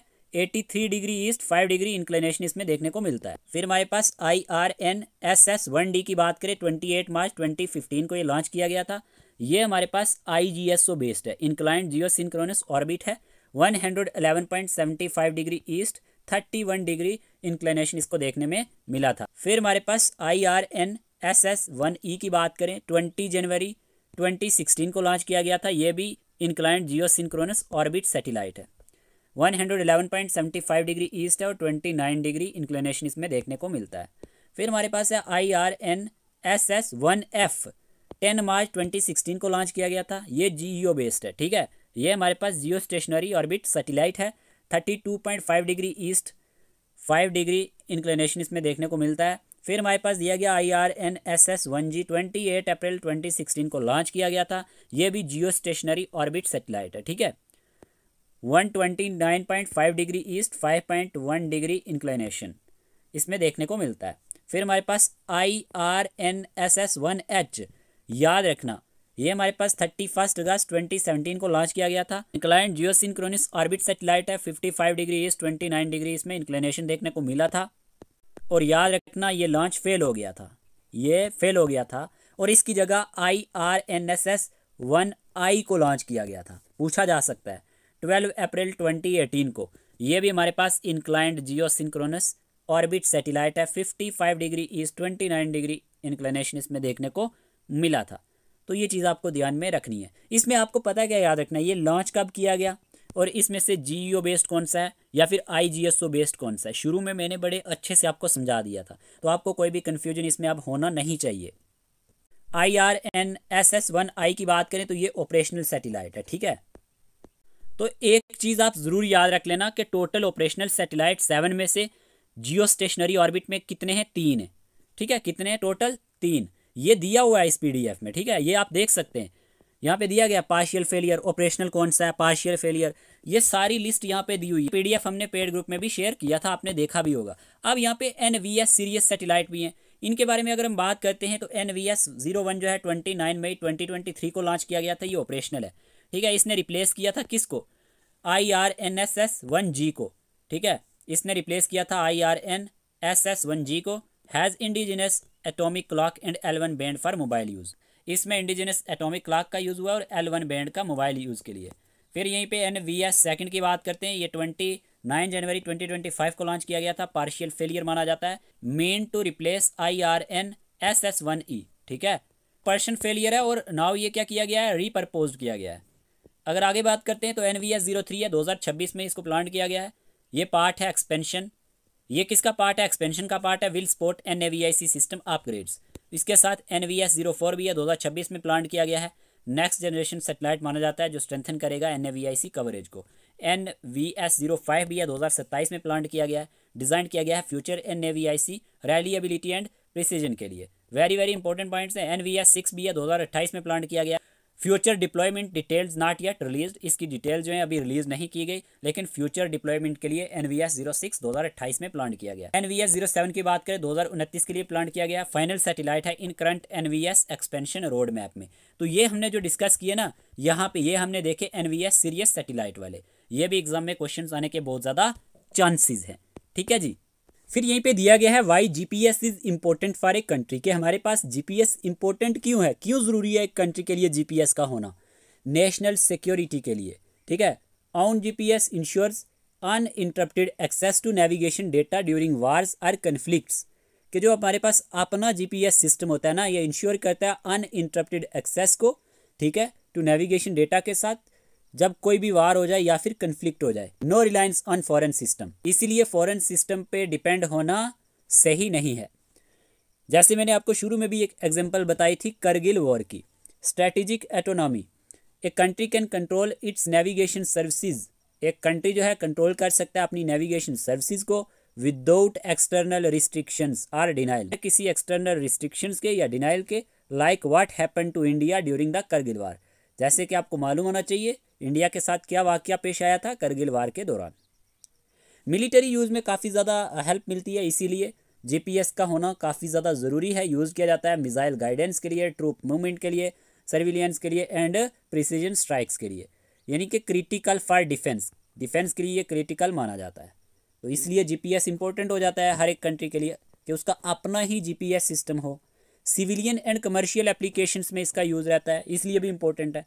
सपोर्ट करता है ट्रांसपोर्ट को, एविएशन को, डिजास्टर मैनेजमेंट को, एग्रीकल्चर को एंड टेलीकॉम को by providing accurate positioning and timing. फिर टेक्नोलॉजिकल एडवांसमेंट में इसके बेनिफिट्स काफ़ी देखने को मिलते हैं। बूस्ट करता है इंडिजिनस स्पेस टेक्नोलॉजी को, क्रिएट्स करता है जॉब्स को, स्ट्रेंथन्स करता है एरोस्पेस एंड इलेक्ट्रॉनिक सर्किट्स को। तो ये आपने याद रखना है कि जीपीएस क्यों इंपॉर्टेंट है कंट्री के लिए। नेशनल सिक्योरिटी के लिए इंपॉर्टेंट है, स्ट्रेटेजिक एटोनॉमी के लिए इंपॉर्टेंट है, मिलिट्री यूज़ के लिए इंपॉर्टेंट है, सिविलियन एंड कमर्शियल एप्लीकेशंस के लिए इंपॉर्टेंट है और टेक्नोलॉजिकल एडवांसमेंट के लिए ज़रूरी है। अब यहीं पे कुछ की फैक्ट्स दिए गए हैं अबाउट जीपीएस के बारे में और इंडियन जीपीएस टेक्नोलॉजी के बारे में जो आपको याद रखने हैं। फर्स्ट जीपीएस सैटेलाइट की बात करें, फर्स्ट जीपीएस सैटेलाइट का नाम था नाउस्टार फर्स्ट, जो लॉन्च किया गया था यूएस एयरफोर्स के द्वारा 22 फरवरी 1978 को। पहला पॉइंट नोट कर लेना, एग्जाम के लिए इंपॉर्टेंट रहेगा। क्रिएटर ऑफ जीपीएस टर्म की बात करें कि टर्म जीपीएस किसने काइंड की थी, ब्रैडफोर्ड पार्किंसन ने, याद रखना हमारे पास टर्म जीपीएस को काइंड किया था। Who is also known as father of GPS globally, ये हमारे पास जीपीएस के फादर भी जाने जाते हैं ग्लोबली। नाम क्या इनका, ब्रैडफोर्ड पार्किंसन। फिर हमारे पास दिया गया है पर्पस क्या है जीपीएस का, ऑलरेडी बता दिया आपको। Was originally developed for military use, later made available for civilian applications worldwide. बाद में ये हमारे पास अवेलेबल हो गए सिविलियन एप्लीकेशंस के लिए भी। इंडियन जीपीएस सिस्टम की बात करें, ये किस नाम से जाना जाता है, NAVIC के नाम से जाना जाता है। India developed its own GPS system called NAVIC, जो हमारे पास पहले IRNSS के नाम से भी जाना जाता था, for regional navigation and autonomy के लिए। यहीं पे अगर आपसे पूछा जाए father of Indian GPS technology कौन है, तो FC कोहली जो है, ये याद रखना, इनको क्रेडिट दिया जाता है for pioneering GPS expansion in India. इनका नाम क्या है, FC Kohli, including its use in mobile and consumer technology. तो father of Indian GPS technology कौन है, FC कोहली है। ठीक है जी। तो पर्पस क्या रहता है जीपीएस का, ये भी मैंने बता दिया। क्रिएटर कौन है जीपीएस टर्म का, ये भी बता दिया, ब्रैडफोर्ड पार्किंसन। ठीक है, और ये फादर ऑफ जीपीएस के नाम से भी जाने जाते हैं ग्लोबली। और फर्स्ट जीपीएस सैटेलाइट का नाम था नाउस्टार फर्स्ट, जो लॉन्च किया गया था यूएस एयरफोर्स के द्वारा 22 फरवरी 1978 को। देखिए यहाँ पे कुछ एक्स्ट्रा मेन पॉइंट्स आपको याद रखने हैं। द जीपीएस प्रोजेक्ट बिगन इन 1973। देखें, इंडियन जीपीएस को छोड़ के ये कुछ इंपॉर्टेंट पॉइंट नोट कर लेना। यहाँ पे क्या होता है, this means the US military started working on the idea of a satellite navigation system as early as 1973। देखिए, जो यूएस मिलिट्री थी ना, इन्होंने स्टार्टेड किया था, डिजाइनिंग किया था एक सैटेलाइट बेस्ड नेविगेशन सिस्टम कब, 1973 में। This was the foundation of today global positioning system. याद रखना, ये फाउंडेशन माना जाता है, क्या फाउंडेशन माना जाता है टुडे जीपीएस सिस्टम का, यानी कि ग्लोबल पोजिशनिंग सिस्टम का। Meant to help in military operations, जिसकी हेल्प किस में मिलती है, मिलिट्री ऑपरेशंस में मिलती है। तो ये हमारे पास याद रख लेना फर्स्ट स्टेप था, जो फाउंडेशन मानी जाती है जीपीएस सिस्टम के लिए 1973 में। फिर क्या होता है हमारे पास, याद रखना, first GPS test satellite was launched in 1978। यहाँ पे क्या होता है, इन 1978 में the first experimental GPS satellite को लॉन्च किया जाता है। और this was a test to check, ये एक ऐसा टेस्ट था चेक करने के लिए, how well the concept of satellite navigation would work in real life, कि कैसे हमारे पास जो कंसेप्ट है सैटेलाइट नेविगेशन का, ये वर्क करता है रियल लाइफ में। ठीक है, in 1978 they sent the first experimental satellite into space to test how GPS might work. अभी मैंने आपको समझा दिया।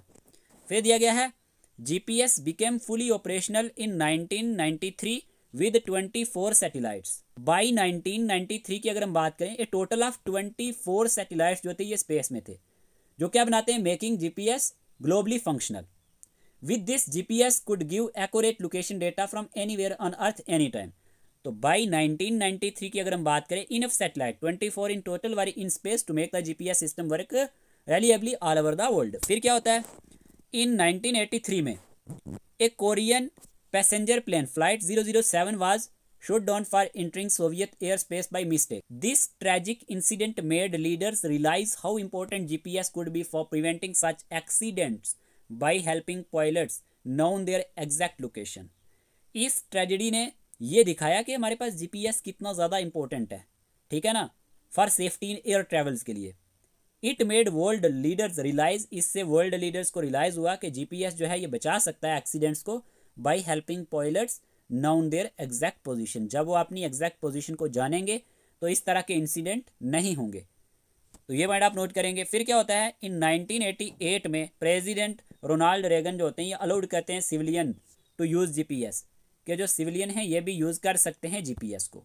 ठीक है, बिफोर दिस, इससे पहले क्या होता था, जीपीएस सिर्फ मिलिट्री यूज़ के लिए इस्तेमाल किया जाता था। रेगन का जो ये डिसीजन था, इसका मतलब ये था कि जो कॉमन पीपल है, जैसे ट्रैवलर की बात करें, हाइकर्स या पायलट्स की बात करें, would also benefit from this life saving technology. तो ये चीज़ आपको यहाँ पे समझ आई होगी। At first civilian GPS was not very accurate about 100 metres off. इसका मतलब क्या है कि इनिशियली हमारे पास जो सिविलियन जीपीएस था ये वेरी एक्यूरेट नहीं था, लगभग ये 100 मीटर्स पे ऑफ हो जाता था। यहाँ पे लिखा गया this was done on purpose using A system called selective availability. देखिए यूएस ने क्या किया, इंटेंशनली लिमिटेड किया जीपीएस एक्यूरेसी को फॉर सिविलियन यूजिंग के लिए। और ये जो सिस्टम था, ये सिस्टम किस नाम से जाना जाता था, सिलेक्टिव अवेलेबिलिटी के लिए, to prevent enemies from using GPS against the US. कि इससे क्या होगा, this was to prevent enemies from misusing GPS against the US. के जो एनिमीज हैं, जो दुश्मन हैं, वो मिस यूज नहीं करेंगे जीपीएस का यूएस के अगेंस्ट। लास्ट वीडियो सेशन में हमने 18 क्वेश्चन डिस्कस भी किए थे, साथ में आज उसी से आगे आज जो हमने पढ़ा कुछ क्वेश्चंस इस पे बेस्ड लिए गए हैं। क्वेश्चन नंबर 19 में पूछा गया which satellite mark the launch of GPS era in 1978। बताएं ज़रा कौन से सैटेलाइट के द्वारा मार्क किया गया लॉन्च ऑफ जीपीएस इरा 1978 में। ऑलरेडी अभी हमने पढ़ा। इस क्वेश्चन का आंसर है Navstar first. Who is considered the father of GPS globally. आपसे पूछा गया फादर ऑफ जीपीएस ग्लोबली कौन जाना जाता है, क्या आंसर रहेगा। इस क्वेश्चन का आंसर है Bradford Parkinson. Option number C इसका सही आंसर है, ये फादर ऑफ जीपीएस ग्लोबली जाने जाते हैं। फिर पूछा गया what is the full form of NAVIC। आपको NAVIC का फुल एब्रीविएशन बताना है। सिंपल है, navigation with Indian constellation. Option number C इसका सही आंसर है। फिर आपसे पूछा गया है what is the name of India's proposed global satellite navigation system. क्या आंसर रहेगा, नेम क्या है इंडिया के proposed global satellite navigation system का, GINS। ठीक है, याद रख लेना। फिर आपसे क्वेश्चन में पूछा गया how many satellites are planned under the global Indian navigation system, GINS के अंडर कितने सैटेलाइट्स प्लान किए गए हैं ग्लोबल इंडियन नेविगेशन सिस्टम के अंडर। सिंपल है 24। ठीक है, 24 इसका सही आंसर रहेगा। आप भी वीडियो को पॉज किया करें और खुद आंसर देने की कोशिश किया करें। फिर आपसे पूछा गया which country operates the GLONASS navigation system. यहाँ पे क्या आंसर रहेगा, 4 ऑप्शन दिए गए तो रशिया इसका सही आंसर है। ठीक है, Russia is the correct answer. फिर आपसे पूछा गया how many satellites currently make up India's NAVIC system as of 2024 operational plan. यहाँ पे क्या आंसर रहेगा, यहाँ पे सिंपल है 7। ठीक है, ऑलरेडी आपको बता दिया। देखिए आप क्वेश्चन यहाँ पे निकल रहे हैं, जो भी हमने पढ़ा सारे के सारे क्वेश्चन हमें हो पा रहे। L1 band in new NAVIC satellites is added mainly to support. अब ये किसको सपोर्ट करता है, L1 बैंड इसमें ऐड किया गया ना NAVIC सैटेलाइट्स में, ये किसको सपोर्ट करता है, तो याद रखना मोबाइल एंड वियरेबल डिवाइसेस को। फिर आपसे पूछा गया when was the term GPS officially kind, कि टर्म जीपीएस ऑफिशियली कब काइंड की गई थी, तो 1973 में की गई थी। ऑप्शन नंबर 20 का सही आंसर है, याद रखना है। FC Kohli is known for. आपसे पूछा गया है कि जो FC कोहली है ये किस लिए जाने जाते हैं, क्या आंसर रहेगा, expanding GPS into civilian use in India के लिए ये जाने जाते हैं। तो आप ये पॉइंट नोट करेंगे, सभी के सभी क्वेश्चंस इंपॉर्टेंट हैं। फिर आपसे पूछा गया है what is the main function of the GPS system, कि मेन फंक्शन क्या रहता है जीपीएस सिस्टम का, तो याद रखना to find exact location and time using satellites. Option number C इसका सही आंसर है। फिर आपसे क्वेश्चन में पूछा गया है who owns and operate the global positioning system. GPS को कौन यहाँ पे ऑपरेट भी करता है और ओन्स भी करता है, simple US space force and mission delta 31। Very important question, ये क्वेश्चन एग्जाम में पक्का आएगा। ठीक है, who owns and operates the global positioning system GPS, याद रखना US space force and mission delta 31। फिर आपको पूछा गया how many satellites are required for accurate GPS functioning. कितने सैटेलाइट्स की हमें रिक्वायरमेंट होती है एक्यूरेट जीपीएस फंक्शनिंग के लिए, 4 या फिर मोर, 4 या 4 से ज़्यादा। Option number D. फिर आपसे क्वेश्चन में पूछा गया विच of the following is not true about GPS. इनमें से कौन सा ट्रू नहीं है जीपीएस के लिए। Option number B it transmits data from the user advice, ये वाला रॉन्ग है। बाकी इट वर्क्स विदाउट इंटरनेट सही है। It helps in both civil and military uses भी सही है। It is a part of GNSS, ये भी सही है। आगे बढ़ते हैं। नंबर 33 में पूछा गया in which year did the US department of defence begin the GPS project. Important question है, बताएं क्या आंसर रहेगा, 1973 इसका सही आंसर है। फिर पूछा गया when was the first experimental GPS satellite launch, कि हमारे पास फर्स्ट एक्सपेरिमेंटल जीपीएस सैटेलाइट कब लॉन्च किया गया था। इस क्वेश्चन का आंसर है 1978 में किया गया था। ठीक है, फर्स्ट की बात हो रही है, ना कि इंडिया के कंटेक्स्ट में बात हो रही है। Which event influence the decision to make GPS available for civilian use. देखिए ये एक ऐसा इवेंट था, इसी की वजह से जीपीएस जो था ये अवेलेबल किया गया था सिविलियन यूज के लिए। यहाँ पे क्या हुआ था, शूटिंग डाउन किया गया था कोरियन एयर फ्लाइट 007 को। ठीक है, तब जाके हमारे पास जो जीपीएस है फर्स्ट टाइम अवेलेबल हुआ था सिविलियन यूज के लिए। तो ये जो एक्स्ट्रा क्वेश्चन है ना, जो एक्स्ट्रा पॉइंट बच जाते हैं वो हम MCQs में कवर कर लेते हैं। फिर पूछा गया what was the purpose of the selective availability system in GPS, कि सिलेक्टिव जो अवेलेबिलिटी होती है GPS सिस्टम में, इसका पर्पज़ क्या रहता है। तो इसका पर्पज़ है लिमिट करना है GPS एक्यूरेसी को सिविलियंस के लिए, ठीक है, to limit GPS accuracy for civilian. आज के इस वीडियो सेशन में इतना ही रखते हैं। होप आपको ये वीडियो सेशन अच्छा लगा होगा। वीडियो सेशन अच्छा लगा है तो कमेंट बॉक्स में अपनी राय ज़रूर देना, ठीक है। इसी तरह से हम डेली आपके लिए वीडियो सेशन लाते रहते हैं। PDF टेस्ट सीरीज़ के लिए मैंने आपको बता दिया है क्या करना है। व्हाट्सएप नंबर स्क्रीन पे दिया गया, इसी नंबर पे आप मैसेज करके बाकी का प्रोसीजर जान सकते हैं। आपको PDF भी मिल जाएंगे, पेड सब्सक्रिप्शन भी मिल जाएगी और टेस्ट सीरीज़ भी आपकी कंप्लीट हो जाएगी। और हाँ, जो भी पेड वाले हैं, आज आपका ह्यूमन राइट्स पे टेस्ट रहने वाला है, ठीक है, 30 MCQs का, जो आपको 10 PM मिलेगा पेड ग्रुप में, ठीक है। मिलते हैं न्यू वीडियो के साथ, तब तक के लिए अपना अपने घर वालों का ध्यान रखिएगा। Take care of yourself.